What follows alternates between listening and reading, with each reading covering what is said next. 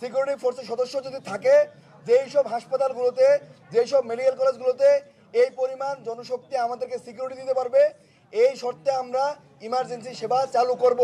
যতক্ষণ পর্যন্ত না এই সিকিউরিটি এনশিওর করা হবে ততক্ষণ পর্যন্ত আমরা ইমার্জেন্সি সেবা চালু করব না। যদি এখনই এনশিওর করা হয়, আমরা এখন থেকেই ইমার্জেন্সি সেবায় ফিরে যাব।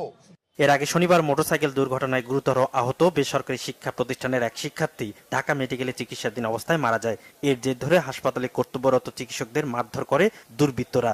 হামলায় জড়িতদের গ্রেপ্তারে শনিবার 24 ঘন্টার আলটিমেটাম দেন কর্তব্যরত চিকিৎসকরা।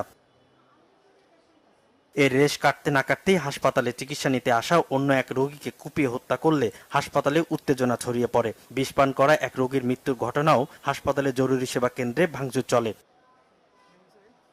এমন পরিস্থিতিতে হাসপাতালের কর্মপরিবেশে নিরাপত্তা বিধান এবং দোষীদের গ্রেপ্তারের দাবিতে রবিবার সকাল